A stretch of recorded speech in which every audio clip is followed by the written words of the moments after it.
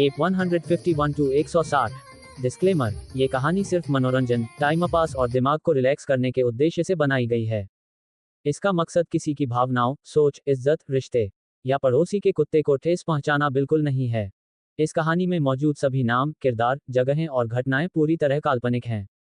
इन्हें ढूंढने Google, Facebook या मोहल्ले की गली में मत निकल जाना।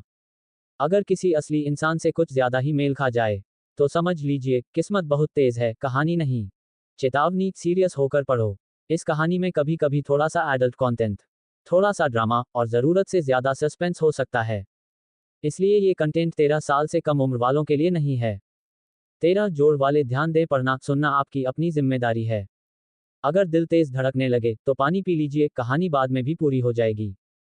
आखिरी और सबसे ज़रूरी बात, कहानी के किसी भी पात्र को अपने बॉस, एक्स, रिश्तेदार या खुद से जोड़ना पूरी तरह आपकी कल्पना होगी। यह एक 100% फिक्शनल स्टोरी है। सच में, कसम से। अध्याय 151, बेमिसाल भरवा मिर्च का जायका। ओह भाई, आखिरकार पहुंच गए। हईशा हईशा, बाप रे, नीलकंठ पर्वत की चढ़ाई भी क्या चीज है, पर देखो तुम्हारा भाई ऊपर पहुंच ही गया। ज्यादा डींगे मत हाँक, अगर इतना ही दम है तो वापस नीचे भी पैदल ही उतर कर दिखा। उद्धरण चिन्ह डॉट डॉट डॉट। माफ करना भाई, जोश में थोड़ा ज्यादा बोल गया। क्या वो सामने उस्ताद मोहित की दुकान है? हाँ, वही है, मोहित के कबाब। और वो देखो दरवाजे पर लंबी कतार, पक्का वही दुकान है। अमित को अचानक एक बहुत बुरी याद आई, ऐसा लगा जैसे वे कोई बहुत जरूरी चीज भूल गए हैं। क्या तुम में से किसी ने कल रात या अभी चढ़ते वक्त ग्रुप चैट पर अपना ऑर्डर बुक किया था? भाई, कल रात तो जल्दी सो गए थे ताकि शरीर में जान रहे, ऑर्डर करना भूल गए। पहाड़ चढ़ते वक्त तो दिमाग का दही हो गया था, ऑर्डर याद ही नहीं रहा। मैंने भी नहीं किया। दुकान के बाहर दर्जनों लोगों की लंबी लाइन देखकर अमित और उसके दोस्तों के चेहरे उतर गए। ग्रुप पर फोटो डालकर टशन दिखाने का सारा जोश ठंडा पड़ गया। अब क्या, चलो लाइन में लगते हैं। नीलकंठ पर्वत फतह करने का सारा घमंड हवा हो गया और वे पांचों बेचारों की तरह लाइन के सबसे आखिरी छोर पर जाकर खड़े हो गए। अभी वे खड़े ही हुए थे कि उन्होंने देखा कि कोई हाथ में मटन कबाब की सीख लिए सीधे उनकी तरफ आ रहा है। वे पांचों समझ नहीं पाए और नितिन को अपनी ओर आता देख उनकी आंखों में सवाल तैरने लगे।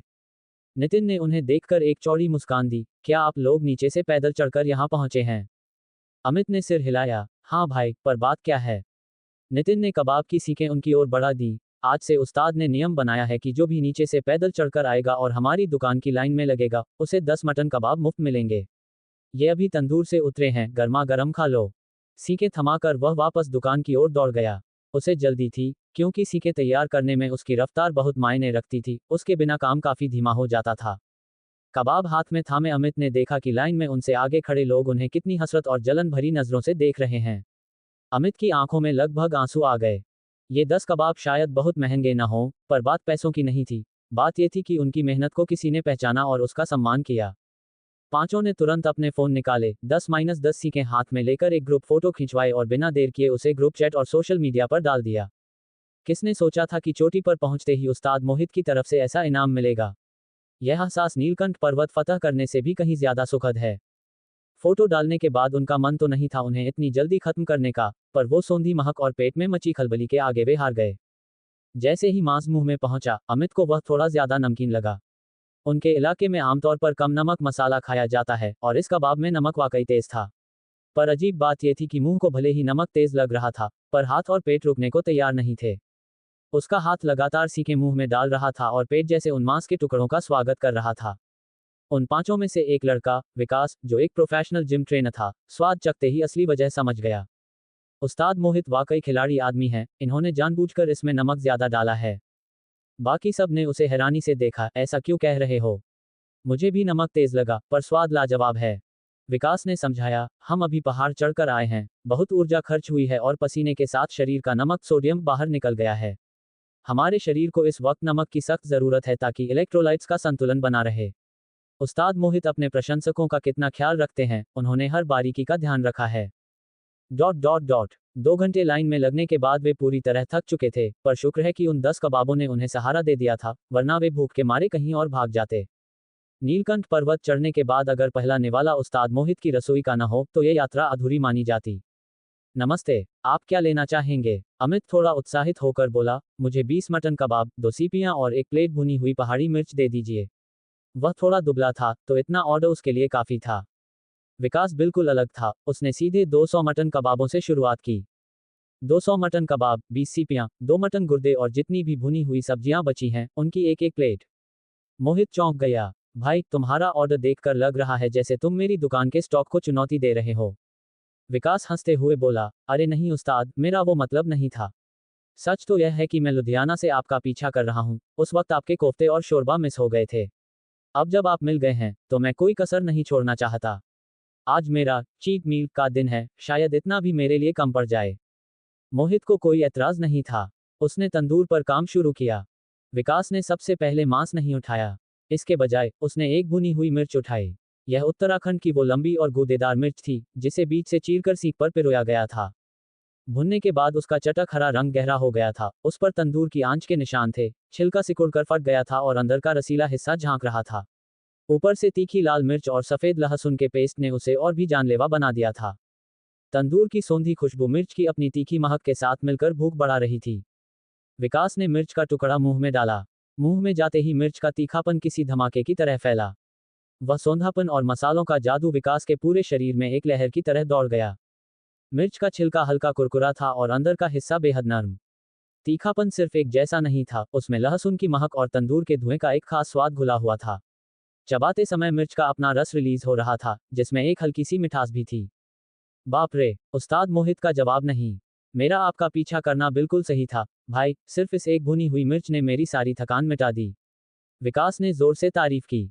बिल्कुल भाई, मैं इस मिर्च के स्वाद को शब्दों में बयान नहीं कर सकता, पर यह बेमिसाल है। सच में, मुझे भी चखने दो, मैं तीखे के डर से ऑर्डर नहीं कर पाया था। उसके दोस्त ने कहा। अबे चल, तू कौन है? सुना नहीं मैंने कहा कि यह इतनी स्वादिष्ट है कि इसके आगे दोस्त यार सब भूल जाऊं। क्या मैं तुझे जानता हूं? विकास ने मजाक में कहा। अबे जा, सिर्फ एक सीख दे दे, तेरे पास तो 10 हैं। एक क्या, आधी भी नहीं मिलेगी भाई। यह इतनी टेस्टी है कि मैं किसी से शेयर नहीं करूंगा, हाँ हाँ। चाहे इसके बदले मटन गुर्दा ही क्यों ना मिले, चर्र चर्र। वाकई, उस्ताद मोहित के जायके का पीछा करना पूरी तरह वसूल है, ये सफर यादगार हो गया। एक प्रासंगिक जानकारी। अध्याय 152, सीमित स्टॉक, हम मजदूरों का खून नहीं चूसेंगे। अमित को भुनी हुई पहाड़ी मिर्च के बाद अगर कोई चीज सबसे ज्यादा पसंद थी, तो वह थे लहसुनी कश्मीरी साग के लच्छे। उसके सामने सीकों पर पिरोए गए साग के डंठल काफी पतले थे, जिनकी जड़ों में हल्का बैंगनी रंग झलक रहा था, जो उनके ताजा होने की निशानी थी। गहरे हरे रंग के इन पत्तों को तंदूर पर तब तक भुना गया था जब तक वे थोड़े और गहरे ना हो जाएं।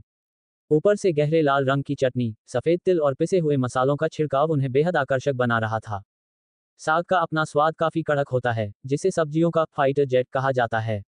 तेज आंच पर भुनने से इसका रस बाहर आ जाता है, जिससे इसका जायका और भी गहरा हो जाता है। अमित से अब और रहा नहीं गया, उसने एक लच्छा उठाया और मुंह में डाल लिया। जैसे ही जुबान ने स्वाद चखा, उसे एहसास हुआ, नाम के पीछे छिपी ख्याति कभी झूठी नहीं होती। साग की सौंधी महक उसकी जुबान पर फैल गई। चबाते ही रेशे टूटे और सौंधेपन के साथ साथ मसालों का अनोखा संगम मुंह में घुल गया। तिल के दाने चबाते वक्त जब फटते, तो एक अलग ही किस्म की खुशबू रिलीज होती, जो तीखेपन को संतुलित कर रही थी। दुकान के बाहर का माहौल पूरी तरह गर्म था, हर मेज पर ग्राहक दावत उड़ा रहे थे। सर्दियों की सीपियां सबसे बेहतरीन होती हैं। भले ही आकार में छोटी हों, पर इनका स्वाद साल भर में सबसे अच्छा होता है, और उस्ताद मोहित के हाथों में पड़कर तो इनका मूल्य ही बदल गया है। मटन का तो कोई जवाब ही नहीं। हर निवाले के साथ रस और तेल का धमाका होता है। मैंने पहली बार इतने लाजवाब कबाब खाए हैं। मटन गुर्दे का तो दुनिया में कोई मुकाबला नहीं है, चाहे कोई कुछ भी कहे। मैं यहाँ उस्ताद मोहित के नाम पर आया था, पर यहाँ तो सरप्राइज ही सरप्राइज हैं। ये लहसुनी पत्ता गोभी कितनी ताज़ा और कुरकुरी है। लेकिन भाई, ये भुनी हुई मिर्च और साग, इनका मुकाबला कोई नहीं कर सकता। Dot dot dot. मोहित के बिजनेस का समय सुबह 10 से 2 और दोपहर 4 से रात 8 बजे तक का है, बीच में 2 घंटे का ब्रेक। दोपहर के 2 बजते ही वह कतार में खड़े लोगों से विनती करता कि वे शाम को आएं। आखिर वह खुद भले ही न थके, पर उसके तीनों सहायकों को आराम की जरूरत थी। वह उन्हें पैसे देता है, इसका मतलब यह नहीं कि वह उन्हें जानवर बना दे। ब्रेक के दौरान अंशुल नेगी पर्यटन अधिकारी मोहित के पास आए। जब उन्होंने अपने विचार मोहित के सामने रखे, तो मोहित ने उन पर अविश्वास से देखा। भाई नेगी, आपकी किस्मत वाकई गजब है। मेरे ये दोनों सहायक अमृतसर से हैं और काफी कुछ सीख चुके हैं। जैसे ही ये भीड़ वाले दिन खत्म होंगे, मैं इन्हें क्रैश कोर्स कराऊंगा ताकि ये अपने शहर जाकर अपना खुद का ढाबा शुरू कर सकें। अंशुल नेगी ने उम्मीद नहीं की थी कि उन्हें इतना बड़ा मौका इतनी जल्दी मिल जाएगा। वे बेहद खुश थे। मोहित ने कहा, ये हफ्ता खत्म होते ही मैं इनके साथ अमृतसर जाऊंगा और इनकी दुकान सेट करने में मदद करूंगा। बाकी जो आपने कहा, मैं उन चीज़ों का जानकार नहीं हूँ, तो आप खुद संभाल लीजिए, बस मेरी जिंदगी में ज्यादा दखल मत दीजिएगा। अंशुल ने सिर हिलाया, चिंता मत कीजिए, मैं आपको ज्यादा परेशान नहीं करूंगा। आखिर अपनी लहर खुद बनाना ही असली कामयाबी है। पर्यटक होटलों की ओर लौटने लगे। मोहित की दुकान के बंद दरवाजे देखकर कई लोग मायूस थे, पर उन्हें शाम तक का इंतजार करना ही था। दुकान में आखिरकार शांति छा गई, और सीके पिरोने वाले तीनों साथियों ने एक लंबी अंगड़ाई ली। मोहित ने मुस्कुराकर पूछा, तुम लोग क्या खाना चाहोगे? आज अपना ऑर्डर दे दो। कबाब, नितिन और लक्ष्य ने एक साथ कहा। दिन भर दूसरों के लिए कबाब पिरोते पिरोते उनका खुद का मन ललचाने लगा था। पायल ने हाथ उठाया, क्या हम कुछ चटपटा और अलग ऑर्डर कर सकते हैं? मोहित ने सिर हिलाया, क्यों नहीं, हालांकि मैं हर चीज का उस्ताद नहीं हूं, पर कोशिश जरूर करूंगा। पायल की आंखें चमक उठीं। उसने अपना फोन निकाला और एक फोटो की ओर इशारा किया, मुझे ये खाना है। मोहित ने फोटो देखी, वह एक सुनहरी और केसरिया रंग की डिश थी। वह उसे समझने के लिए फोन पकड़ने ही वाला था कि उसकी नजर पायल के हाथों पर पड़ी। पायल की वो कोमल और साफ उंगलियां अब लाल निशानों से भरी थीं, और कुछ जगह तो छाले भी पड़ गए थे। मोहित की नजरें जमी देख पायल ने झेपते हुए अपना हाथ पीछे खींचा और मुस्कुराई, सॉरी उस्ताद, बहुत दिनों बाद इतनी सीखें पिरोई हैं ना, तो हाथों को आदत नहीं रही। होटल जाकर सुई से छालों को फोड़ दूंगी, वादा करती हूँ कल के काम पर कोई असर नहीं पड़ेगा। मोहित ने कुछ नहीं कहा। उसने नितिन और लक्ष्य की ओर देखा, तुम भी अपने हाथ दिखाओ। दोनों ने हिचकिचाते हुए हाथ आगे किए। उनके हाथों पर भी वैसे ही लाल निशान थे और लक्ष्य की उंगलियों पर तो दो पट्टियां, बैंड-एड्स बंधी थीं। उस्ताद, फिक्र मत कीजिए, ये छोटी मोटी चोटें हैं, काम नहीं रुकेगा। मोहित ने अफसोस से सिर हिलाया, तुम लोग तो मुझे ऐसा दिखा रहे हो जैसे मैं कोई पत्थर दिल मालिक हूं। आज से मटन कबाबों का स्टॉक सीमित लिमिटेड रहेगा। अपनी रफ्तार कम करो, 1 घंटे में सिर्फ 150 सीखें पिरो। हम दिन भर में सिर्फ 1500 सीखें ही बेचेंगे। बाकी ध्यान आसान डिशेस पर दो। मेरी गलती है कि मैंने ध्यान नहीं दिया और तुम्हारे हाथ ऐसे हो गए। तुम तीनों को 2000 रुपये का चोट मुआवजा मिलेगा। मोहित के मन में गहरी ग्लानि थी। तंदूर की आंच में व्यस्त रहने के कारण उसने अपने साथियों की हालत पर ध्यान नहीं दिया था। उसने खुद गरीबी और मुश्किलें देखी थीं, वह दूसरों को कैसे तड़पा सकता था। इंसान को जानवर की तरह इस्तेमाल नहीं करना चाहिए। कम कमाना मंजूर है, फिर भी एक आम मजदूर से ज्यादा ही होगा, पर जमीर मारकर पैसा नहीं कमाना चाहिए, चाहे बात घटिया सामान की हो या कर्मचारियों के शोषण की, सिद्धांत एक ही है। पायल तो एक बेफिक्र कॉलेज छात्रा थी, वह बस सिर खुजलाकर हंस दी। पर नितिन और लक्ष्य, जिन्होंने समाज की कड़वी हकीकत देखी थी, उनकी आंखों में आंसू आ गए। गालियां, धोखेबाजी और शोषण, समाज का यही चेहरा उन्होंने स्कूल से निकलते ही देखा था। नितिन ने अपनी गर्दन पीछे की ओर झुका ली ताकि आंसू बाहर न निकलें। अमृतसर का छोरा होकर ऐसे कमजोर पड़ना उसे गवारा नहीं था। लक्ष्य ने तौलिए से मुंह पोंछने का नाटक किया और काफी देर तक चेहरा ढके रहा। मैं जरा मुंह धोकर आता हूं, दोनों ने एक साथ कहा और बाहर वॉशरूम की ओर भाग गए। अध्याय 153, तस्वीर से शुरू कर पकवान को हकीकत में बदलना। पायल के फोन का कवर गुलाबी रंग के छोटे कुत्ते जैसा था, पर उसके ऊपर खरगोश के 2 लंबे कान लगे थे। ये देखने में थोड़ा अजीब लेकिन बहुत प्यारा लग रहा था। जब मोहित ने तस्वीर देखी, तो पाया कि वह वाकई सिर्फ एक तस्वीर थी, न कोई विधि, न कोई निर्देश। मोहित ने उसे बेबसी से देखा, तुम्हारे पास सिर्फ फोटो है, रेसिपी नहीं। पायल ने सिर हिलाया, मेरी एक सहेली ने भेजी है। उसने बस फोटो भेज दी और यह नहीं बताया कि इसे कहाँ खाना है या कैसे बनाना है। बस इतना कहा कि यह बहुत स्वादिष्ट है, खट्टा मीठा जायका। मोहित ने बेबसी से सिर हिलाया और तस्वीर को बड़ा करके बारीकी से देखने लगा। तस्वीर में जो घुमावदार चीज थी, वह झींगे का मांस, प्रॉन्स होना चाहिए। सफेद हिस्सा लीची लग रहा था, और पूरी डिश का रंग संतरे जैसा था।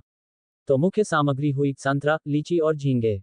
पायल ने झेंपते हुए कहा, उस्ताद, अगर इसे बनाना बहुत मुश्किल है, तो रहने दीजिए। मोहित ने तस्वीर से नजरें हटाए बिना कहा, रहने दून? ऐसा कैसे हो सकता है? मेरी अच्छी कर्मचारी को उसकी सहेली ने चिढ़ाया है, मुझे तो इसका बदला लेना ही होगा। तुम यहीं रुको, मैं अभी सामान मंगाता हूँ। ये कहकर उसने बावर्ची सिस्टम का इस्तेमाल करने के बजाय सीधे विकास सप्लायर को फोन लगाया। फोन उठाते ही उसने कहा, विकास भाई, मुझे 2 किलो लीची, 2 किलो संतरे और 2 किलो एकदम ताजे झींगे चाहिए, साथ में थोड़ा पुदीना भी। इसे इमरजेंसी ऑर्डर में डाल दो। विकास अभी लंच करके अपने साथियों के साथ गप्पे लड़ा रहा था। फोन सुनते ही वह चकरा गया। भाई, अर्जेंट डिलीवरी के 200 रुपये अलग से लगेंगे। वैसे भी मैं जितनी जल्दी हो सके पहुंचा ही देता। मोहित उसका बड़ा ग्राहक था, जिसका ख्याल रखना उसके लिए जरूरी था। मोहित ने जवाब दिया, ठीक है, मैं 500 रुपये ऊपर से दूंगा, बस इसे सुपर अर्जेंट कर दो, शुक्रिया। कहकर उसने फोन रख दिया। तुम भी जाकर मुंह हाथ धो लो, मैं तब तक सोचता हूं कि इस डिश को बनाना कैसे है।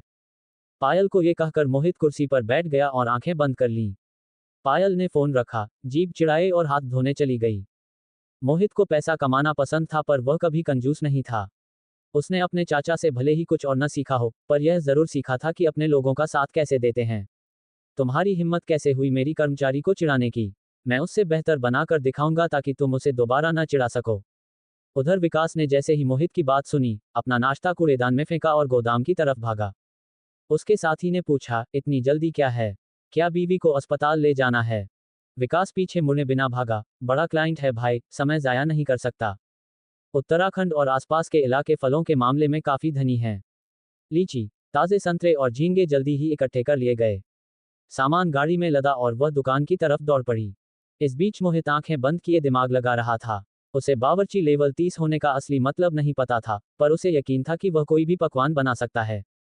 तस्वीर की बारीकियों को देखते हुए उसने सोचा कि झींगों को शायद डीप फ्राई किया गया है और बीच से चीरा गया है। लीची छोटी लग रही थी, मतलब पकाते वक्त वह थोड़ी सिकुड़ गई होगी और उसके बीज निकाल दिए गए होंगे। ताजे संतरे का इस्तेमाल शायद रंग और रस के लिए किया गया है, क्योंकि तस्वीर में संतरे के टुकड़े नहीं दिख रहे थे। मोहित ने अपने दिमाग में ही पकवान बनाने के सारे चरण तैयार कर लिए। जब नितिन और लक्ष्य लौटे तो वे थोड़े बेहतर मूड में थे। मोहित ने पहले उनके लिए कुछ कबाब भुने, पर पायल ने कबाब नहीं खाए। वह तो बस उस्ताद के उस खास पकवान का इंतजार कर रही थी। करीब 30 मिनट बाद विकास 3 बड़े बैग लेकर दुकान पर पहुंचा। विकास के जाने के बाद मोहित ने दुकान का दरवाजा फिर से बंद किया और पायल से कहा, तुम भी थोड़ा आराम कर लो, जब तैयार हो जाएगा तो मैं तुम्हें बुला लूंगा। पायल ने जोर से सिर हिलाया, उसकी चमकती आंखें लीचियों पर जमी थीं। बिल्कुल नहीं। जब तक मैं ये डिश खा नहीं लेती, मुझे चैन नहीं आएगा। मोहित ने आह भरी, तो फिर लीची छीलने और उनके बीज निकालने में मेरी मदद करो। पायल चहकी, ये तो मेरा पसंदीदा काम है। 5 मिनट बाद कटोरी में लीची के सिर्फ 2 टुकड़े देखकर मोहित ने पायल की तारीफ की, तुम वाकई उस्ताद हो। 5 मिनट में कटोरी में एक भी टुकड़ा नहीं आया, यहाँ तक कि जो मैंने डाले थे वे भी अब सिर्फ 2 बचे हैं। वो क्या है ना, बहुत दिनों बाद देखी तो खुद को रोक नहीं पाए। पायल ने झेपते हुए जीभ निकाली और ईमानदारी से लीची छीलकर कटोरी में डालने लगी। मोहित के तंदूर में तलने फ्राइंग की भी सुविधा थी। उसने तेल डाला और ताजे झींगों को तैयार करने लगा। अपग्रेड किए हुए चाकू के साथ मोहित के हाथ इतनी तेजी से चल रहे थे कि पायल और बाकी सब देखते रह गए। झींगे को छीलना, साफ करना और बीच से चीरना, मोहित यह सब पायल के लीची छीलने की रफ्तार से भी तेज कर रहा था। 1 मिनट से भी कम समय में उसने 20 से ज्यादा झींगे साफ कर दिए। इस पकवान में फलों की ताजगी होनी चाहिए, इसलिए झींगों को मैरिनेट करना जरूरी है। मोहित के हाथ तेजी से चले, उसने अदरक, लहसुन और थोड़े सिरके के साथ झींगों को मिलाया। फिर उन पर कुरकुरा घोल बैटर चढ़ाकर गरम तेल में डाल दिया। जब तेल मध्यम गरम हो तब इन्हें तलो। अब लीची को हल्का भूनो, तले हुए झींगे डालो, संतरे के रस से गाढ़ा तड़का लगाओ और परोस दो। मोहित ने कढ़ाई को फुर्ती से उठाया और पकवान को प्लेट में सजा दिया। ऊपर से पुदीने के 2 ताजे पत्ते रखे। पकवान तैयार था। पायल हक्की बक्की रह गई। उसे लगा कि वह तो बस अभी लीची ही छील रही थी, और पलक झपकते ही उस्ताद ने पूरी डिश तैयार कर दी। उस्ताद, आप तो बहुत तेज हो, पायल ने दिल से तारीफ की। मोहित ने मजाक में आंखें मटकाईं, अब देखो क्या ये वही डिश है? ओह हाँ हाँ, पायल ने तुरंत अपना फोन निकाला और मोहित के बनाए पकवान की तुलना उस फोटो से करने लगी। रंग में उस्ताद की डिश चमकदार और ताजी दिख रही थी, जबकि फोटो वाली डिश फीकी थी। उस्ताद जीत गए। सामग्री में उस्ताद की प्लेट में झींगे और लीची अलग अलग और साफ दिख रहे थे, जबकि फोटो में सब आपस में चिपका हुआ था। उस्ताद फिर जीत गए। महक में उस्ताद की डिश से झींगे की ताजगी, लीची की मिठास और संतरे की खटास आ रही थी, जबकि फोटो में कोई महक नहीं थी। यहाँ भी उस्ताद की जीत हुई। निष्कर्ष, उस्ताद की जीत बहुत बड़ी थी। वाह वाह वाह, उस्ताद, आपकी डिश फोटो से हजारों गुना बेहतर है, पायल ने उत्साह से कहा। मोहित मुस्कुराया, अब इसकी फोटो खींचो, चखो और अपनी उस सहेली को भेज दो। खाने के मामले में मेरे कर्मचारियों को कोई नीचा नहीं दिखा सकता। अध्याय 154, पायल की खतरनाक योजना। Click click click. पायल हाथ में फोन लिए उस खुशबूदार लहसुनी लीची झींगा डिश की हर एंगल से तस्वीरें ले रही थी, और उसके दिमाग में एक शरारती योजना पक रही थी। वह इन्हें अभी पोस्ट नहीं करेगी, बल्कि आधी रात का इंतजार करेगी जब सब कुछ शांत हो जाएगा। तब वह इन्हें अपनी सहेली के लिए पोस्ट करेगी। तब तक इसके जायके का एहसास तुम्हें तड़पा देगा। ठीक है, अब जल्दी से खा लो, ठंडा होने पर स्वाद खराब हो जाएगा। चख कर देखो कैसा बना है, मोहित ने कहा। पायल ने अपने फोन का वीडियो रिकॉर्डिंग मोड ऑन किया और मोहित को पकड़ा दिया। उस्ताद, मेरा एक वीडियो बना दीजिए, आज रात मैं उसे तरसा दूंगी। मोहित मजाक में बुदबुदाया और फोन पकड़ लिया। तुम्हारे जैसी सहेली जिसके पास हो, उसका तो भगवान ही मालिक है। पायल खिलखिलाकर हंसी, ये सब उस्ताद के हुनर का कमाल है, वरना मैं तो बस उसकी फोटो देखकर जलती रहती और गुस्से के मारे मर जाती। इतना कहकर उसने अपने चम्मच से एक झींगा उठाया, उसे फोन के पास ले जाकर क्लोज अप दिखाया और फिर धीरे से मुंह में डाला। वाह, उसकी बड़ी बड़ी आंखें फैल गईं और तारीफों की झड़ी लग गई। ओह भाई, ये कितना लाजवाब है। लीची की मिठास और संतरे का खट्टा मीठा स्वाद झींगे की कुरकुरी परत ने पूरी तरह सोख लिया है। अंदर से झींगा एकदम ताज़ा और रसीला है।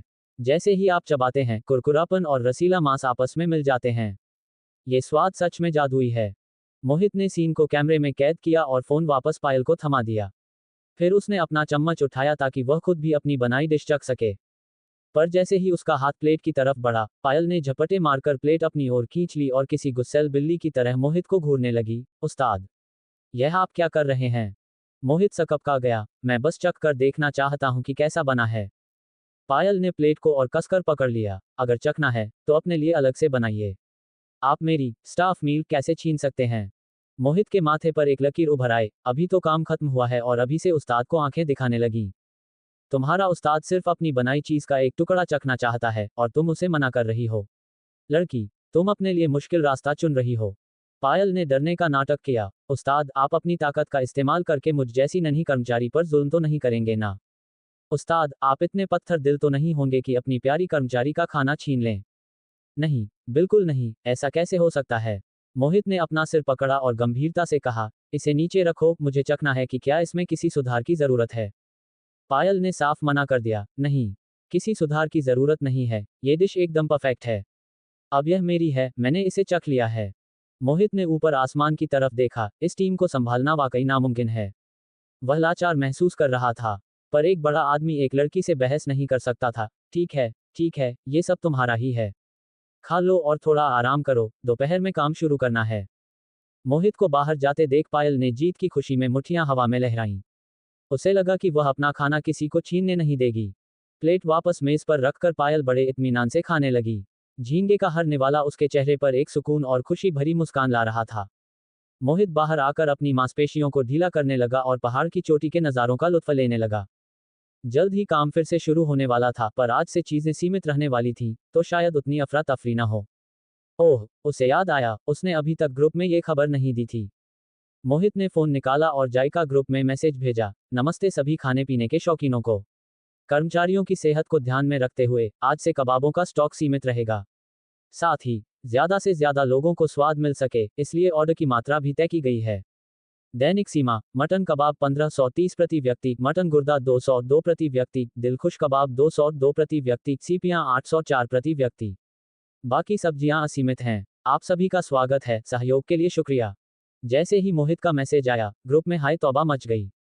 लो भाई, उस्ताद मोहित की पाबंदियां फिर से लौट आईं। ये वही पुराने वाले उस्ताद हैं। मुझे समझ नहीं आता, मैंने अभी तक चखा भी नहीं और स्टॉक खत्म होने की बात होने लगी। मैंने कल की टिकट बुक की है, अब क्या होगा? टी। अरे भाई, शुक्र है मैं सुबह जल्दी पहुंच गया था, मैंने 200 कबाब खाए। इतने लजीज थे कि क्या बताऊं। उस्ताद मोहित का अंदाज देखिए, कर्मचारियों की सेहत के लिए स्टॉक कम कर दिया। वैसे वो कर्मचारी भी तो हमारे ग्रुप के ही दोस्त हैं ना। एट नितिन एट लक्ष्य, इन दोनों की किस्मत खुल गई जो उस्ताद के साथ काम कर रहे हैं। रोज ऐसा खाना खाने को मिलता है, सोचकर ही मजा आ जाता है। और मैं भी उस्ताद के साथ काम कर रही हूँ और यह आज का मेरा स्टाफ मील है। नितिन और लक्ष्य अभी भी सो रहे थे, पर पायल खाते खाते फोन चला रही थी। उसने चर्चा देखी और सीधे शामिल हो गई। फिर उसने थोड़ी देर पहले खींची हुई तस्वीरें ग्रुप में डाल दी, जिससे मानो मधुमक्खियों के छत्ते में पत्थर मार दिया गया हो। अरे बाप रे, क्या कर्मचारियों को ऐसे मजे मिलते हैं। ये खास स्टाफ मील है ना। मैं उस्ताद का पक्का फैन हूँ और दावे से कह सकता हूँ कि उन्होंने ये डिश आज तक कभी नहीं बेची। मेरे मुंह में पानी आ रहा है। बस फोटो देखकर ही पता चल रहा है कि यह कितनी स्वादिष्ट होगी। झींगे, लीची, ये चीजें अभी बहुत महंगी हैं। ये स्टाफ मील तो मेरी किसी भी बड़ी दावत से ज्यादा शानदार है। मैं विकास हूं और मुझे इस लड़की से बहुत जलन हो रही है। उस्ताद मोहित, क्या अभी कर्मचारी के तौर पर भर्ती होने के लिए बहुत देर हो गई है? मुझे पगार नहीं चाहिए, बस दिन में 3 बार ऐसा स्टाफ मील दे दो, चाहे जितना भी काम करा लो। पायल बड़े मजे से ये सब देख रही थी। उसे जो खुशी मिल रही थी, वह किसी तपती गर्मी में ठंडे शरबत से भी बढ़कर थी। जलो, खूब जलो, हा। सिर्फ मुझे पता है कि यह वाकई में कितना टेस्टी है।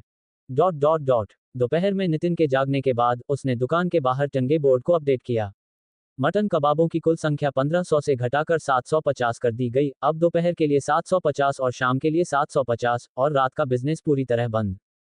दोपहर के समय जो लोग पहले नहीं खा पाए थे, वे पहले से ही दरवाजे पर जुटने लगे थे। बोर्ड देखकर उनकी प्रतिक्रिया भी ग्रुप जैसी ही थी। अरे भाई, ये कबाब की दुकान रात को बंद रहती है, चलो ठीक है, पर अब दिन में भी लिमिट लगा दी। बड़ा टशन है उस्ताद का। कहीं ये ग्राहकों को तरसाने की चाल तो नहीं। उस्ताद थोड़ा ज्यादा ही घमंडी हो रहे हैं, है ना? हम कदरदानों को अहमियत नहीं दे रहे, हम यहाँ नहीं खाएंगे।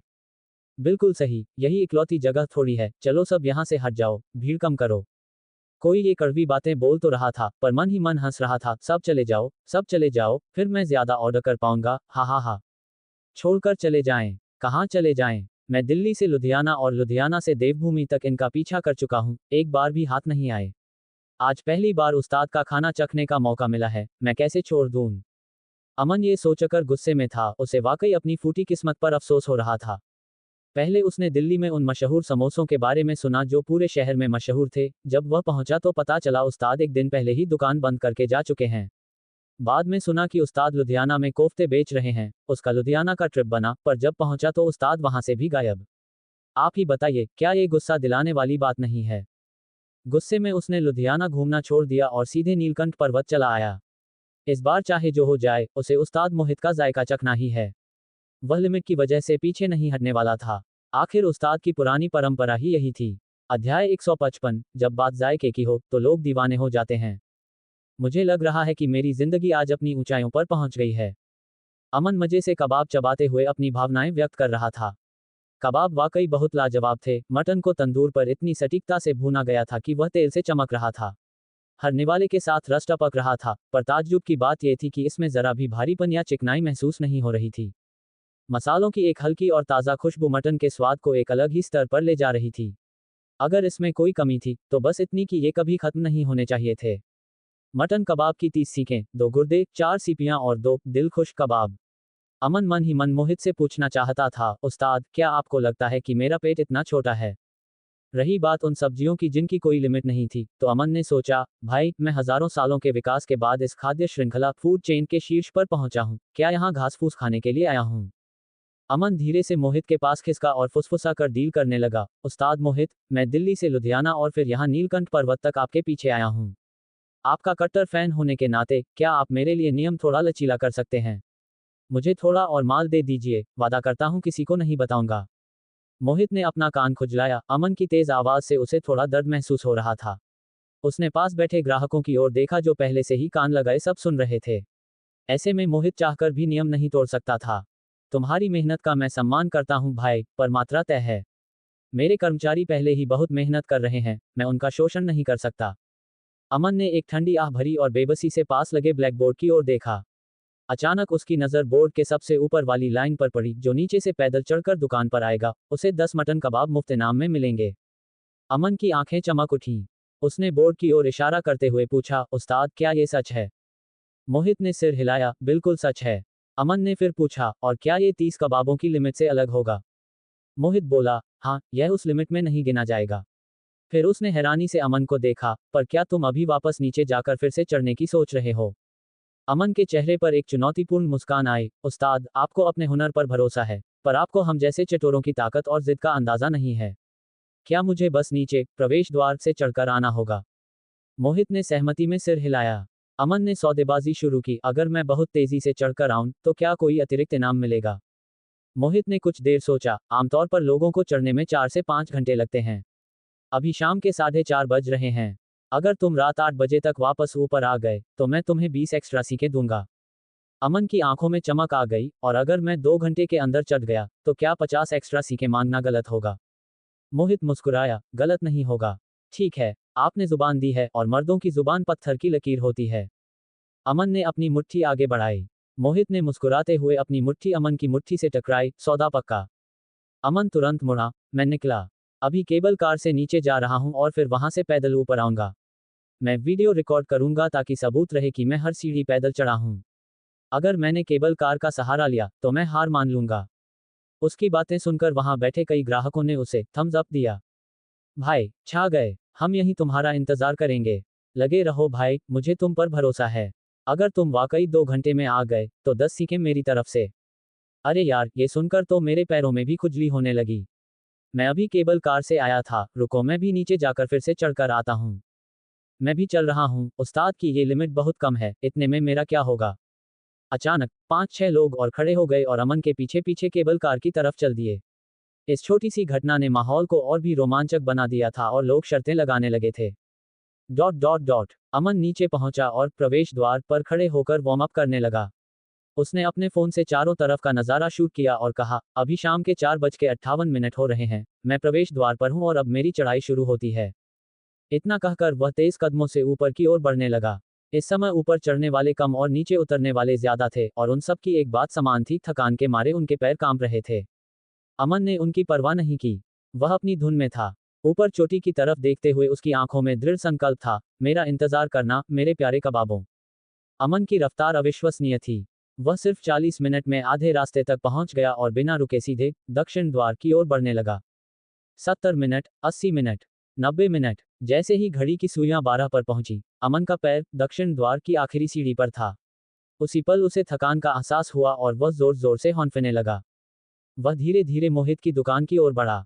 जो ग्राहक इस चुनौती के बारे में जानते थे, उन्होंने तालियों के साथ उसका स्वागत किया। जवान, मान गए, तुम्हारी फिटनेस तो कमाल की है। पहली बार किसी को 1.5 घंटे में इतनी चढ़ाई करते देखा है, भाई मैं कायल हो गया। मेरी तरफ से भी 10 सीखें खा लेना। अमन लाइन में सबसे आगे पहुंचा और हाँफते हुए हंसा, उस्ताद मैं आ गया। पूरे 90 मिनट लगे, कोई बेईमानी नहीं। सबूत के लिए वीडियो देख लीजिए। अब मुझे मेरी 60 सीखें दीजिए, हा हा हा। मोहित ने थम्स अप दिया और तारीफ की, तुम वाकई अद्भुत हो। इन 60 सीखों को मैं खुद अपने हाथों से तुम्हारे लिए तैयार करूंगा। वीडियो देखने की जरूरत नहीं, मुझे तुम पर भरोसा है। अमन खिलखिलाकर हंसा। एक साथी ग्राहक ने उसके लिए अपनी जगह छोड़ दी। बाकी सब भी उसे सम्मान की नजरों से देख रहे थे। अमन ने शेखी बघारते हुए कहा, अरे ये तो कुछ भी नहीं है, मैं तो रोजाना सैर पर निकलता हूँ। ये तो बस एक मामूली टहलने जैसा था। साथ ही ग्राहकों ने देखा कि अमन के पैर मेज के नीचे सिलाई मशीन की तरह कांप रहे थे, फिर भी उन्होंने उसकी हाँ में हाँ मिलाई। अमन ने अपनी शर्मिंदगी छिपाने के लिए खांसा और अपने कांपते पैरों को मेज की टांग से दूर छिपा लिया। आखिर सर्दियों का मौसम है, अगर गर्मी होती तो शायद पैर इतने न कांपते। मोहित ने अपनी जुबान निभाई और खुद मेहनत करके अमन के लिए 60 सीखें तैयार की। अमन ने उन्हें ऐसे पकड़ा जैसे वह कोई वर्ल्ड चैंपियन की ट्रॉफी पकड़ रहा हो। अमन के पीछे आने वाले बाकी दोस्त थोड़े धीमे थे, पर मोहित ने आज दुकान जल्दी बंद नहीं की। उसने पायल, नितिन और लक्ष्य को आराम करने भेज दिया और खुद दुकान में रुककर उन साहसी ग्राहकों का इंतजार किया जो सिर्फ स्वाद के लिए पहाड़ फतह कर रहे थे। जब आखिरी दोस्त ने अंतिम सीढ़ी पर कदम रखा, तो उसे सामने कबाबों का ढेर और शाबाशी देने वाले हाथ दिखाई दिए। दक्षिण द्वार पर खुशियों और जायके का शोर गूंज उठा। अध्याय 156, आधी रात को सहेली को खाने की फोटो भेजना ही सच्ची दोस्ती है। रात के 12 बज रहे थे। पायल ने पहले सुकून से गुनगुने पानी में हाथ पैर भिगोए और फिर एक शानदार गर्म पानी से स्नान किया। फ्रेश होने के बाद उसने अपना फोन निकाला, अपनी उस शरारती सहेली का चैट बॉक्स खोला और बिना सोचे समझे वह वीडियो भेज दिया जो दोपहर में मोहित ने शूट किया था। उसके बाद उसने बड़े इत्मीनान से फोन बंद किया, लाइट बुझाई और सो गई। अब वीडियो अपना काम खुद करेगा। उधर हर्षिता ने पूरी शाम अपना फोन चेक किया था, पर उसे अपनी सहेली की तरफ से कोई पलटवार नहीं दिखा। उसके चेहरे पर एक विजयी मुस्कान थी। मुझे लालची कहना और कबाबों की फोटो दिखाकर ललचाना। बेटा, मैं भी कच्ची खिलाड़ी नहीं हूँ। जो डिश मैंने भेजी थी, वह तो तुमने कभी चखी भी नहीं होगी, है ना? उसका जायका कैसा है, ये जानने के लिए तुम तड़प रही होगी। सच तो यह है कि मैंने खुद भी उसे कभी नहीं चखा, पर तुम्हें क्या पता। सोने ही वाली थी कि तभी फोन की नोटिफिकेशन टोन बजी। डिंग डोंग, ये वही खास टोन थी जो पायल के मैसेज के लिए सेट थी। इतनी देर से जवाब। उस्ताद मोहित वाकई बहुत सख्त मालिक हैं, बेचारी को इतनी रात तक काम करा रहे हैं। मुझे तो अब उस बेचारी के लिए थोड़ा बुरा लग रहा है। हर्षिता ने बुदबुदाते हुए फोन उठाया। पर जैसे ही उसने मैसेज पढ़ा, उसकी सहानुभूति गुस्से में बदल गई। उसे लगा कि मोहित को इस लड़की से 24 घंटे काम कराना चाहिए। अरे, बुरा मत मानना हर्षिता, जो फोटो तूने भेजी थी, इत्तेफाक से मेरे उस्ताद को वह बनानी आती है। उन्होंने मेरे लिए खास तौर पर वही स्टाफ मील तैयार किया था। वह खट्टा मीठा स्वाद, उफ, क्या बताऊं, मजा आ गया। आगे भी अगर कोई अच्छी डिश दिखे तो जरूर भेजना, मेरे उस्ताद मेरे लिए बना देंगे, हाँ हाँ। और हाँ, मैं इतनी रात को काम नहीं कर रही, बस इस वक्त भूख लग जाती है न, तो सोचा तुझे याद कर लूं। एक छोटी सी सलाह, वीडियो मत खोलना, बिल्कुल मत खोलना। हर्षिता की मुट्ठी भिंच गई और उसके माथे की नसें फड़कने लगीं। कमीनी, मैं तुझे छोड़ूंगी नहीं। पक्का झूठ बोल रही है। इस वीडियो में कुछ नहीं होगा। लीची आजकल इतनी महंगी है, भला कौन मालिक उसे स्टाफ के खाने में इस्तेमाल करेगा। हर्षिता ने खुद को तसल्ली दी, पर उत्सुकता के मारे उसने वीडियो प्ले कर दिया। वीडियो शुरू हुआ। संतरी केसरिया रंग का वो गाढ़ा तड़का, लीची का सफेद रसीला गूदा, ताज़ा झींगे और ऊपर से पायल का वो चिढ़ाने वाला संतुष्ट चेहरा।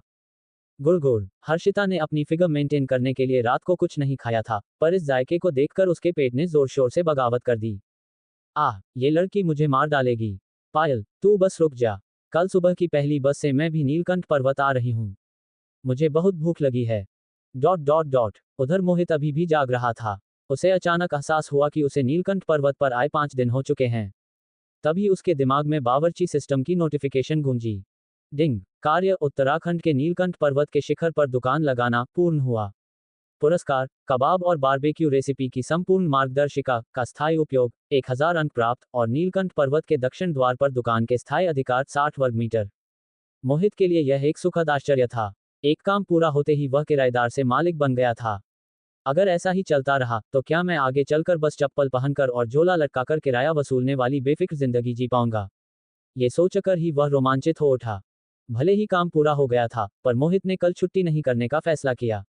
अचानक दुकान बंद करना उसे ठीक नहीं लगा। कई लोग ऐसे थे जो आज कबाब नहीं चख पाए थे, उन्हें इंतजार कराना गलत होता।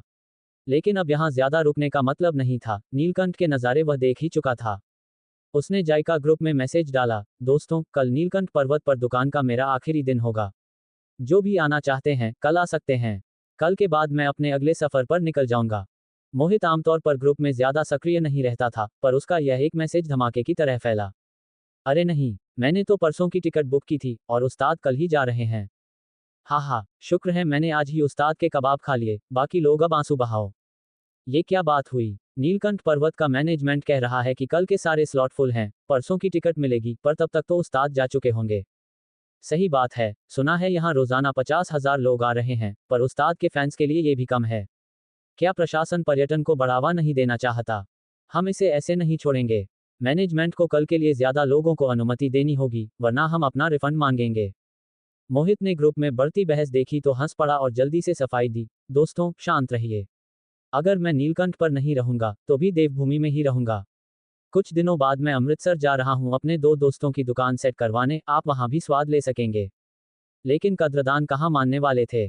उन्होंने उत्तराखंड पर्यटन विभाग के हेल्पलाइन नंबरों पर शिकायतों की झड़ी लगा दी। पर्यटन अधिकारी अंशुल नेगी को भी तुरंत खबर मिली। वह खुद भी थोड़ा परेशान हो गया। वह पिछले कुछ दिनों की रिकॉर्ड भीड़ से खुश तो था, पर वह भूल गया था कि मोहित एक जगह ज्यादा दिन नहीं टिकता। मजबूरन उसे रात को ही निदेशक लोकेश हनवत को फोन करना पड़ा। लोकेश हनवत ने तुरंत आदेश दिया, कल के लिए पर्यटकों की सीमा बढ़ाकर 75,000 कर दो। बाकी मैं संभाल लूंगा। अध्याय 157, अगर शर्म की परवाह करते तो इन शानदार समोसों का स्वाद कभी नहीं मिलता। उस्ताद, क्या आज वाकई आखिरी दिन है? सुबह सुबह जैसे ही नितिन और लक्ष्य ने मोहित को देखा, वे अपनी उत्सुकता रोक नहीं पाए। पायल, जो रात को जल्दी सो गई थी और उठकर अभी तक फोन चेक नहीं किया था, ये सुनकर हक्का बक्का रह गई। अभी तो उन्हें आए कुछ ही दिन हुए थे, फिर अचानक ये आखिरी दिन कैसे हो गया? क्या अब उसे वो शानदार स्टाफ मील नहीं मिलेगा? मोहित ने सिर हिलाया और कहा, हाँ, मैं आमतौर पर एक जगह 5 दिन से ज्यादा दुकान नहीं लगाता। आज छठा दिन है। आज के बाद हम तुम्हारे शहर अमृतसर चलने की तैयारी करेंगे ताकि तुम्हारी दुकान खुलवा सकूं। नितिन और लक्ष्य के मन में मिली जुली भावनाएं थीं। एक तरफ वे खुद मालिक बनने को लेकर उत्साहित थे, पर दूसरी तरफ उन्हें इस जगह से लगाव हो गया था। इस छोटी सी दुकान में उनकी कई यादें जुड़ी थीं। पायल ने जल्दी से अपनी छुट्टियों के बारे में सोचा और उसका चेहरा खिल उठा। अभी तो कॉलेज खुलने में काफी समय है, मतलब वह कम से कम 1 हफ्ता और मजे कर सकती है। उसे पहले बजट की चिंता थी, पर इन दिनों काम करके उसकी जेब और भर गई थी। उस्ताद के साथ फ्री खाने पीने के लिए इतना काफी था। तीनों को सोच में डूबा देख मोहित ने कुछ नहीं कहा और आज का नाश्ता तैयार करने लगा। आज का नाश्ता सादा था, ताज़ा भरवां समोसे, चटपटी चटनी, चाय और दलिया। समोसे और दलिया सुबह सुबह ही गाड़ी पर तैयार कर लिए गए थे और इंसुलेटेड बॉक्स में ऊपर लाए गए थे। पायल ने अभी तक मोहित के हाथ के बने समोसे नहीं चखे थे, इसलिए वह शांत थी। पर नितिन और लक्ष्य, जो सबसे पहले इन्हीं समोसों के दीवाने हुए थे, बॉक्स से समोसे निकलते देख अपनी आंखों पर यकीन नहीं कर पाए। अरे बाप रे, समोसे! दोनों ने एक दूसरे को देखा, उनकी आंखों में खुशी और अविश्वास साफ झलक रहा था। समोसे, एक बार फिर वही जादुई समोसे। उन्होंने तुरंत फोन निकाले ताकि ग्रुप में फोटो शेयर करके लोगों को जला सकें। हा हा हा। नितिन और लक्ष्य शरारती अंदाज में हंसते हुए समोसों की फोटो लेने लगे। समोसे दो तरह के थे, एक मसालेदार आलू वाले और दूसरे ताजे झींगा समोसा वाले। समोसे की परत एकदम खस्ता थी और अंदर का मसाला रसीला। पायल को एहसास हुआ कि उसका उस्ताद वाकई हुनर का खजाना है। उस मासूम से दिखने वाले समोसे ने पहले ही निवाले में उसकी जुबान पर जादू कर दिया। अब उसे समझ आया कि ग्रुप के लोग उस्ताद के समोसों को इतना याद क्यों करते थे। नितिन और लक्ष्य तो खाते खाते ग्रुप में फोटो डाल रहे थे, सिर्फ टशन दिखाने के लिए। भाइयों, गैस करो हम नाश्ते में क्या खा रहे हैं। वाह, दिल्ली के वो मशहूर समोसे, वही रेसिपी, वही पुराना जायका। किसी को याद है इनका स्वाद? उनकी पोस्ट ने ग्रुप में आग लगा दी। अबे ओ कमीनो, मैं पहले उस्ताद के समोसों का ही फैन हुआ था, तुम दोनों पर ऊपर वाला बिजली गिराए। खून का बदला खून। तुम दोनों अपनी दुकान खोलने जा रहे हो ना? रुको जरा, एक दिन तुम इसकी कीमत चुकाओगे। मैं तब तक चैन से नहीं बैठूंगा जब तक तुम थककर चूर ना हो जाओ। मैं कसम खाता हूं, तुम दोनों के पास कभी मोजे और रुमाल नहीं बचेंगे। मेरी जुबान तरस रही है। अब कौन नाश्ता करे? एट उस्ताद मोहित, क्या वाकई कर्मचारियों की जरूरत नहीं है? मैं बिना पगार के काम करूंगा, बस खाना खिला देना। ग्रुप में कुछ लोग ऐसे भी थे जो सिर्फ कबाबों के बाद जुड़े थे, उन्हें लगा बाकी लोग कुछ ज्यादा ही कर रहे हैं। अरे भाई समोसे ही तो हैं, कहाँ नहीं मिलते। मोहित भाई के थोड़े अच्छे होंगे, पर इतना क्या शोर मचाना। नितिन और लक्ष्य इन कमेंट्स पर हंसे और एक समोसा बीच से तोड़कर उसकी रसीली फिलिंग की फोटो फिर से डाल दी। इस रंगत को देखो, इसे कहते हैं असली जायका। कुरकुरा और रसीला, उस्ताद के समोसों का कोई मुकाबला नहीं। जितना मजा उन्हें समोसे खाने में आ रहा था, उससे कहीं ज्यादा लोगों को चिढ़ाने में आ रहा था। पर जैसा कि कहते हैं, कर्म का फल जरूर मिलता है। आज वे जितना मजा ले रहे हैं, बाद में उन्हें इसका सामना करना ही होगा। पर फिलहाल सबसे खुश तो शुभम और करण थे। वे आज वापस जाने वाले थे और उठते ही उन्होंने समोसों की फोटो देख ली, वे खुद को कैसे रोकते। 3 मिनट में तैयार होकर, जो एक आदमी की सबसे तेज रफ्तार है, वे दुकान पर पहुंच गए। मोहित भाई, नाश्ता कर रहे हो? सुबह की सुनहरी धूप मोहित पर पड़ रही थी। वह हाथ में दलिया का कटोरा लिए बैठा था। सुनहरी रंगत वाला दलिया और उससे उठती भाप उसे एक सुकून दे रही थी। वह धीरे से भाप को फूंक मारकर हटाता और एक घूंट लेता। दलिया की सौंधी महक और मिठास उसके शरीर में एक नई ऊर्जा भर रही थी।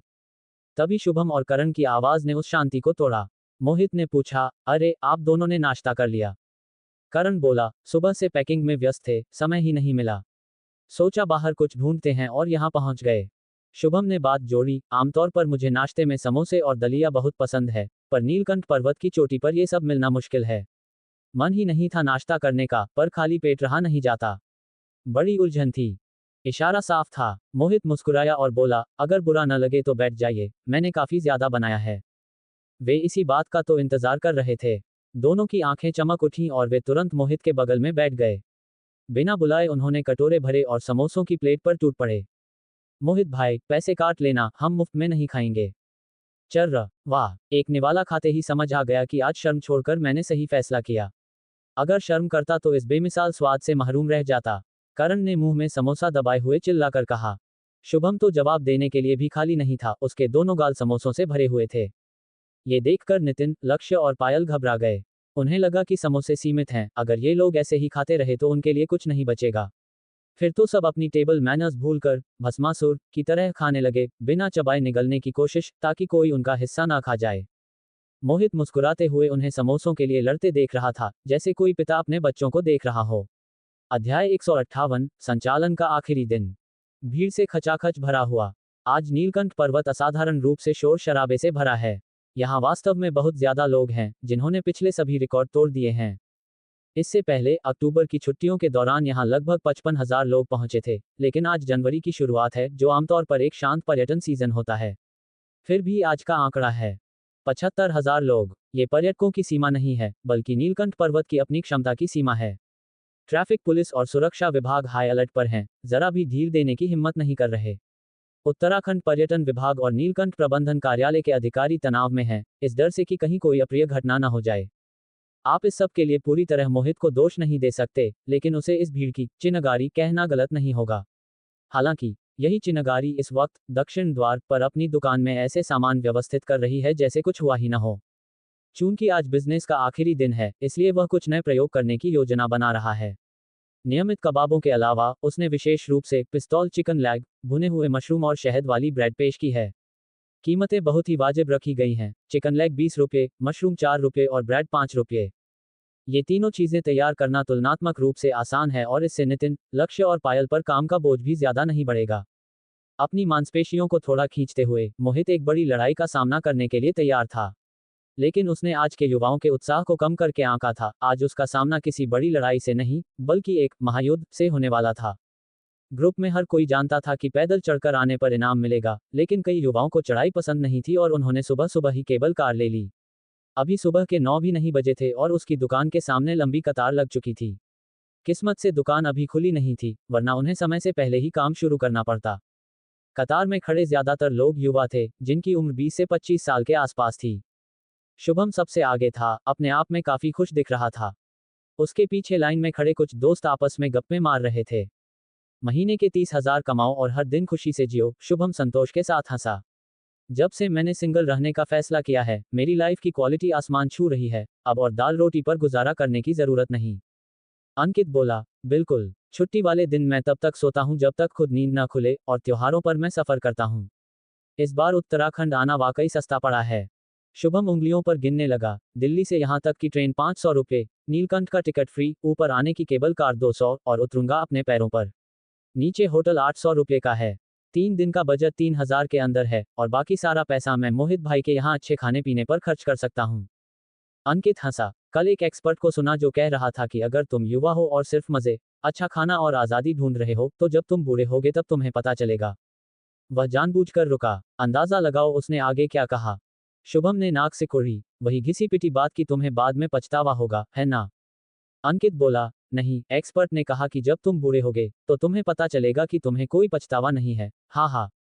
शुभम चिल्लाया, वाह, इस एक्सपर्ट से तो मेरी खूब जमेगी। असली एक्सपर्ट तो यही है। पीछे खड़ी एक युवती भी अपने दोस्तों से बातें कर रही थी। श्वेता ने चुटकी लेते हुए कहा, बात यह नहीं कि मैं किसी बड़े इवेंट में नहीं जा सकती, पर नीलकंठ पर्वत पर आकर कबाब खाना ज्यादा किफायती और सुकून भरा है। वह आगे बोली, आजादी अनमोल है। यहाँ कम से कम मुझे उन रिश्तेदारों की बातें नहीं सुननी पड़ती जो दिन भर शादी के लिए टोकते रहते हैं। मुझे किसी साथी की जरूरत क्यों है? मैं खाने, कपड़ों या काम के लिए किसी पर निर्भर नहीं हूँ। मुझे अपनी शर्तों पर जीना पसंद है। मैं उतना ही कमाती हूँ जितना कोई लड़का, और मैं ज्यादा बेहतर जिंदगी जी रही हूँ। बिल्कुल, अगर मुझे किसी की प्रेरणा चाहिए तो मैं बस उस्ताद मोहित की फोटो देख लूंगी। क्या वह काफी नहीं है? आराम की जिंदगी जिंदाबाद। जब तक इतना न खा लूं कि चल ना पाऊं, तब तक मैं नहीं रुकूंगी। शायद नीलकंठ की भव्यता ने उनके असली स्वभाव को बाहर ला दिया था, क्योंकि उनकी आवाज काफी तेज थी। मोहित और बाकी सब अंदर यह सुन सकते थे। पायल ने शरारत से हंसते हुए मोहित को कोहनी मारी, उस्ताद, बाहर एक मैडम को आपकी फोटो चाहिए, क्या मैं आपका नंबर दे दूं? मोहित ने इस विषय पर बहस करना जरूरी नहीं समझा और 2 बांस की सीखें उठाकर एक बड़ा चिकन लेग पिरोने लगा। जल्दी काम पर लग जाओ, वरना पैसे काट लूंगा। और अगर तुमने दोबारा मुझे कोहनी मारी तो मैं हर्जाना मांगूंगा। तुम्हें अंदाजा भी है कि तुम्हारे हाथों में कितनी ताकत है? पायल ने मुंह बनाया, झूठ। मैंने ऐसा कुछ नहीं किया। फिर उसने एक सीख उठाई और बड़ी फुर्ती से एक ही बार में चिकन लेग के आर पार कर दी। मोहित ने उस सीख को गौर से देखा जिसे पिरोने में उसे खुद 2 बार कोशिश करनी पड़ी थी। उसे एहसास हुआ कि उसने इस मासूम सी दिखने वाली लड़की को कम करके आंका था। सुबह के 10 बजने वाले थे और सामग्री तैयार थी, इसलिए उसने दरवाजा खोलने का फैसला किया। आखिर पहाड़ पर बहुत ठंड थी, उन्हें ज्यादा देर बाहर खड़ा रखना ठीक नहीं था। चर्र, पुराने लकड़ी के दरवाजे के खुलने की आवाज ने सबका ध्यान खींच लिया। नितिन ने आज के मीनू वाला बोर्ड बाहर लटकाया। मटन कबाब 5 रुपये सीख, प्रति व्यक्ति सीमा 30, शेष 1500। लहसुनी सिपियां 15 रुपये पीस, प्रति व्यक्ति सीमा 4, शेष 800/800। मटन गुर्दा 30 रुपये पीस, प्रति व्यक्ति सीमा 2, शेष 200/200। दिलखुश कबाब 15 रुपये सीख, प्रति व्यक्ति सीमा 2, शेष 200/200। सब्जियां, लहसुनी पत्ता गोभी, साग, बैंगन 10 रुपये प्लेट, असीमित। आज का विशेष, पिस्तौल चिकन लेग 20 रुपये, भुने मशरूम 4 रुपये, शहद वाली ब्रेड 5 रुपये। बोर्ड देखते ही भीड़ में उत्साह की लहर दौड़ गई। कीमतें इतनी वाजिब थीं कि किसी बड़े शहर के मॉल में भी इतनी सस्ती नहीं मिलती, और यहाँ तो यह एक पर्यटन स्थल था। शुभम जोर से हंसा, शानदार। अब यहाँ दावत होगी। ऐसा लग रहा है कि 100 रुपये में ही पेट भर जाएगा। मोहित हंसा, ये तो तुम्हारी भूख पर निर्भर करता है, भाई। शुभम ने ऑर्डर दिया, मुझे 20 मटन कबाब, 1 चिकन लेग, 4 सीपियां और 1 प्लेट लहसुनी पत्ता गोभी दे दीजिए। मोहित ने सिर हिलाया, बैठिए, कबाब जल्दी तैयार हो जाएंगे, बाकी चीजों में थोड़ा समय लगेगा। अध्याय 159, जब तक यहाँ खुद ना खा लो, तब तक उनकी तारीफ भी कम ही लगेगी। मोहित का लंबा बिजली वाला तंदूर जल्दी ही सामान से भर गया। 5 बड़े चिकन लेग एक साथ लाइन में लगे हुए बेहद शानदार दिख रहे थे। आजकल कबाब की दुकानों पर चिकन विंग्स मिलना तो आम बात है, पर पूरे चिकन लेग, खासकर इतने बड़े पीस, कम ही दिखते हैं क्योंकि उन्हें पकाना आसान नहीं होता। जितना समय इन्हें पकाने में लगता है, उतने में कोई और कई डिश तैयार कर सकता है। साथ ही ये तंदूर पर काफी जगह भी घेरते हैं। लेकिन मोहित के लिए ये बिल्कुल सही थे, क्योंकि इन्हें भूनते समय उसे थोड़ा आराम मिल जाता था। एक बार मटन कबाबों का कोटा पूरा हो जाए, तो चिकन लेग की एक पूरी खेप तंदूर पर रखकर वह चैन की सांस ले सकता था। वैसे भी उसकी किस्मत और हुनर के रहते उसकी कमाई में कभी कमी नहीं आने वाली थी। मोहित ने चिकन लेग को पहले ही मैरिनेट मसालों में भिगोकर कर रखा था, लेकिन बिना किसी कृत्रिम रंग के, इसलिए वे अभी थोड़े हल्के रंग के दिख रहे थे। कुछ देर भूनने के बाद वह सफेद सी दिखने वाली खाल अब सुनहरी और भूरी होने लगी थी। मटन की महक से बिल्कुल अलग एक सौंधी खुशबू हवा में तैरने लगी। मोहित बीच बीच में सीख से चिकन को कुरेदता, जिससे उसकी चर्बी तंदूर पर गिरती और स्रक की आवाज के साथ धुआं छोड़ती। फिर उसने चाकू से चिकन के दोनों तरफ 3 गहरे कट लगाए, ताकि मसाले हड्डी तक पहुंच सकें और मांस अंदर से फीका न रहे। शुभम, जिसके मुंह में अभी तेल से लथपथ मटन कबाब थे, अपनी गर्दन उचका उचका कर देख रहा था कि उसका चिकन लेग तैयार हुआ या नहीं। उसे इस महामांस दावत का बेसब्री से इंतजार था। अंकित कबाबों का आनंद लेते हुए ईमानदारी से तारीफ कर रहा था। नीलकंठ पर्वत की यह यात्रा पूरी तरह सफल रही। मुफ्त एंट्री तो ठीक है, पर मोहित भाई के ये कबाब पहाड़ चढ़ने की थकान को एक पल में मिटा देते हैं। शुभम ने सिर हिलाया। मुझे तो लगता है किसी 5 सितारा होटल का शेफ भी इसे इतना अच्छा नहीं भून सकता। अंकित हंसा। हर किसी का अपना हुनर होता है, पर बड़े शेफ आमतौर पर कबाब नहीं भूनते। शुभम बोला। पर मोहित भाई भी तो नहीं भूनते थे, पिछले हफ्ते तक तो वह कोफ्ते और सालन बेच रहे थे। अंकित खिलखिलाया। ये तो सच है, मोहित भाई का हाथ वाकई जादुई है। अभी कबाब शुरू ही किए हैं और इतने लाजवाब। मैं तो सोच रहा हूँ उनके पुराने पकवान कितने अच्छे रहे होंगे। मैंने एक बार उनके हाथ के नूडल्स चखे थे, वह स्वाद और बनावट मैं कभी नहीं भूल सकता। पर फिलहाल तो मुझे अपने इस चिकन लेग का इंतजार है। मोहित ने हर चिकन लेग पर मसालों का तड़का लगाया, जिससे खुशबू की लहरें और तेज हो गईं। उन्हें पलटने और सूखे मसाले छिड़कने के बाद महक इतनी जानदार हो गई कि किसी का भी पेट भूख से गुड़गुड़ाने लगे। सीपियां भी तैयार हो चुकी थीं। नितिन ने उन्हें उठाया और ऑर्डर के हिसाब से ग्राहकों तक पहुंचाया, और लौटकर तुरंत बोर्ड पर बची हुई संख्या को अपडेट किया। शुभम और अंकित की बेताबी खत्म हुई। उनके सामने गर्मा गर्म चिकन लेग आ चुके थे। वे इतने गर्म थे कि दोनों उन्हें फूंक फूंक कर ठंडा करने की कोशिश करने लगे। चिकन की खाल भुनकर कुरकुरी और सुनहरी हो चुकी थी, जिस पर मसालों, पीसी हुई मूंगफली और तिल के दाने चिपके हुए थे। सूखे और गीले मसालों के इस मेल ने इसे और भी आकर्षक बना दिया था। जैसे ही तापमान थोड़ा कम हुआ, शुभम और अंकित खुद को रोक नहीं पाए। जल्दबाजी में उन्होंने चिकन को इतनी जोर से पकड़ा कि उसका रस और तेल किनारों से बहकर मेज पर गिरने लगा। शुभम को इसकी परवाह नहीं थी। पहला निवाला लेते ही वह जैसे किसी दूसरी दुनिया में पहुंच गया। चिकन की वो पतली और कुरकुरी खाल मुंह में जाते ही तेल छोड़ रही थी। जब उसने एक बड़ा टुकड़ा तोड़ा, तो उसे एहसास हुआ कि मांस कितना रसीला है। खाल पर लगाया गया शहद और मसालों का वह अनोखा संगम शुभम को मंत्रमुग्ध कर रहा था। दांतों के नीचे दबते ही अंदर का रस किसी सैलाब की तरह फूट पड़ा। बाप रे, मेरा शब्दकोश छोटा पड़ गया। ये चिकन लेग कितना जबरदस्त है। गजब के अलावा मुझे कोई दूसरा शब्द ही नहीं मिल रहा। वाह, इसकी खाल कितनी करारी है, वैसी नहीं जो बाजार में मिलती है, ये तो उससे हजारों गुना बेहतर है। और यह मांस इतना नर्म और रसीला कि लग रहा है मेरी जुबान रस में तैर रही है। शुभम तो बस गजब कह पा रहा था, पर श्वेता, जो शब्दों की धनी थी, खाते खाते अपनी सहेलियों को अपना अनुभव सुना रही थी। सच कहूं तो मैंने आज तक सिर्फ फ्राइड तला हुआ चिकन खाया था, भुना हुआ पहली बार चख रही हूं। तले हुए चिकन का स्वाद इसके आगे कुछ भी नहीं है। शायद उन दुकानों के बावर्ची इतने अच्छे नहीं होंगे। अगर मोहित भाई तलेंगे भी, तो शायद जुबान चटखारे लेना बंद नहीं करेगी, आरती ने कहा, जो मोहित के हुनर की कायल हो चुकी थी। फिर उसने अपने सामने आए भुने हुए मशरूम का एक निवाला लिया और उसके चेहरे पर सुकून छा गया। मशरूम की अपनी एक महक होती है, जो भुनने के बाद और भी निखर आती है। जैसे ही उसने मशरूम को धीरे से काटा, एक मखमली एहसास उसकी जुबान पर फैल गया। मशरूम इतना कोमल था कि मुंह में जाते ही जैसे घुल गया, और साथ ही उसका सौंधा रस किसी गाढ़े सूप की तरह मुंह में भर गया। वह रस इतना गहरा और स्वादिष्ट था कि उसे रोकना मुश्किल था। ओह, ये तो जन्नत है। अब समझ आया कि मोहित भाई की दुकान पर इतनी भीड़ क्यों रहती है। पहले जब लोग इनकी तारीफ करते थे, तो मुझे लगता था कि वे बड़ा चढ़ाकर कह रहे हैं। पर इस मशरूम को चखने के बाद लग रहा है कि लोगों ने तो बहुत ही मामूली शब्दों में तारीफ की थी। असली स्वाद तो शब्दों से परे है। इस साल का मेरा सबसे सही फैसला था यह अचानक बनाया गया ट्रिप और यहाँ का ये यादगार खाना। उस्ताद मोहित का हुनर साधारण चीज को भी असाधारण बना देता है। एक मामूली मशरूम को भी इतना स्वादिष्ट बनाया जा सकता है। अगर मैंने खुद न चखा होता तो मुझे लगता किसी ने मुझे मशरूम का कोई जादुई काढ़ा पिला दिया है। वाकई बेमिसाल। अध्याय 160 शहद वाली ब्रेड हर दावत का शानदार अंत। दुकान के बाहर लगे ब्लैकबोर्ड पर संख्याएं लगातार बदल रही थीं, खासकर मटन कबाबों की संख्या बहुत तेजी से कम हो रही थी। कतार में लगे लोग बेचैनी और लाचारी महसूस कर रहे थे। शुक्र है कि पिस्तौल चिकन लैग अभी असीमित उपलब्ध थे, जिससे कड़कड़ाती ठंड में लोगों को थोड़ी तसल्ली मिल रही थी। वह चिकन लेग देखने में ही इतना लजीज था कि कोई भी खुद को रोक ना पाए। सिर्फ शुभम जैसा गबरू जवान ही नहीं, बल्कि श्वेता जैसी मासूम दिखने वाली लड़कियां भी चिकन लेग को हाथ में पकड़कर ऐसे चटका रही थी जैसे पुराने जमाने के कोई पहाड़ी राजा दावत उड़ा रहे हों। सबके दिमाग में एक ही बात थी, जब तक आप इसे इस तरह हाथ से पकड़कर नहीं खाएंगे, तब तक आपको इस चिकन लेग के असली जायके का एहसास नहीं होगा।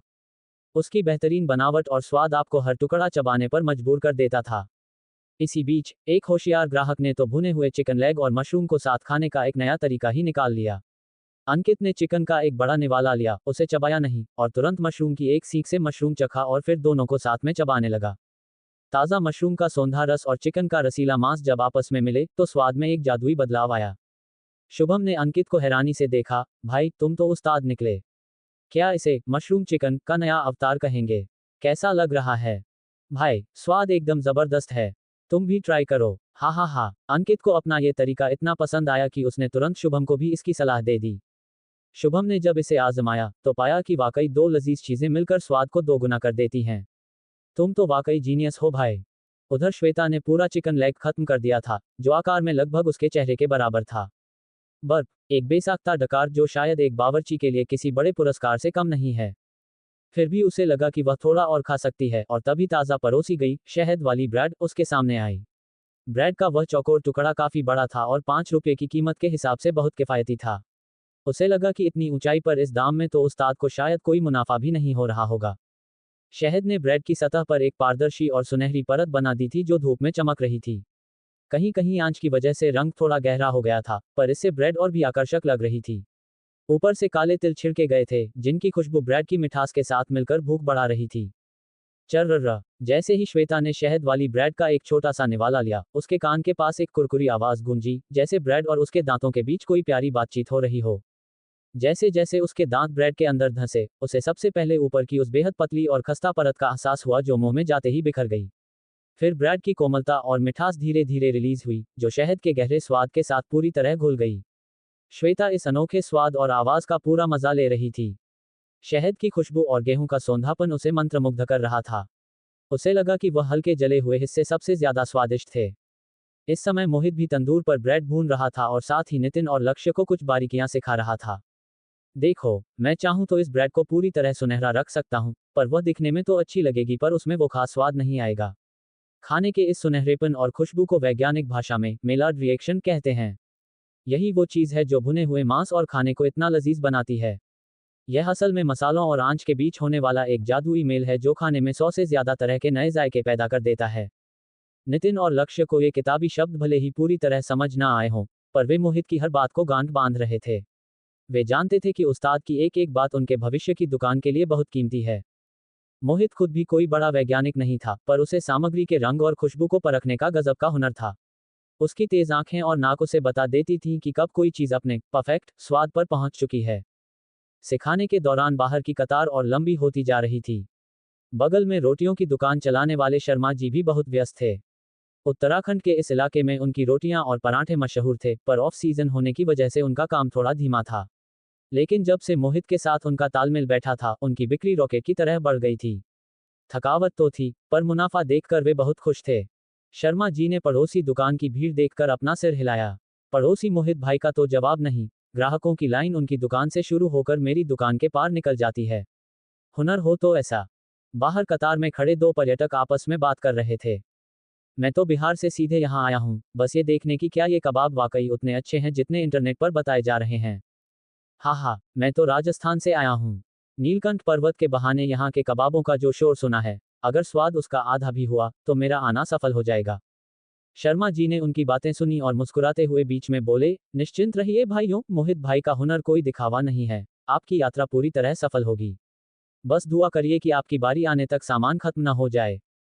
बिहार से आए दोस्त ने उत्सुकता से पूछा, शर्मा जी, क्या आपने यहाँ के कबाब चखे हैं? शर्मा जी खिलखिलाकर हंसे, जब ये यहाँ आए थे तब मैं ही इनका पहला ग्राहक था। भाई, इनके कबाबों की खुशबू ही जानलेवा है और जब इन्हें मेरी ताज़ा रोटियों के साथ खाओ तो मज़ा दोगुना हो जाता है। राजस्थान से आए सैलानी ने शर्मा जी के बोर्ड की ओर देखा और कहा, अरे, आप यहाँ की खास पहाड़ी रोटियां और चटनी बेचते हैं। मुझे भी एक खिलाइए, मैं यहाँ का असली स्वाद चखना चाहता हूँ। शर्मा जी ने पूछा, जरूर भाई। मिर्च और लहसुन वाली चटनी के साथ लोगे या सादी? अरे भाई, जैसे यहाँ के लोग खाते हैं वैसे ही बनाओ, अगर खाना ही है तो एकदम असली स्वाद चाहिए। वो तो ठीक है। शर्मा जी थोड़ा झिझके, पर असली स्वाद थोड़ा ज्यादा तीखा हो सकता है, क्या आप संभाल पाएंगे? राजस्थान वाले भाई तुरंत जोश में आ गए, अरे शर्मा जी, क्या बात कर रहे हो?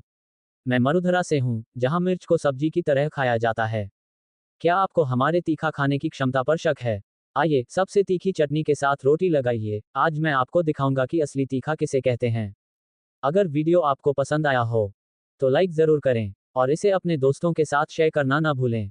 हमारा टेलीग्राम चैनल डिस्क्रिप्शन में लिंक के जरिए उपलब्ध है, उसे अभी ज्वाइन करें ताकि आपको मिले सबसे पहले अपडेट्स और एक्सक्लूसिव कंटेंट। आपका सपोर्ट ही हमारी सबसे बड़ी ताकत है, इसीलिए हमारे साथ जुड़े रहें और इस रोमांचक सफ़र का हिस्सा बनें।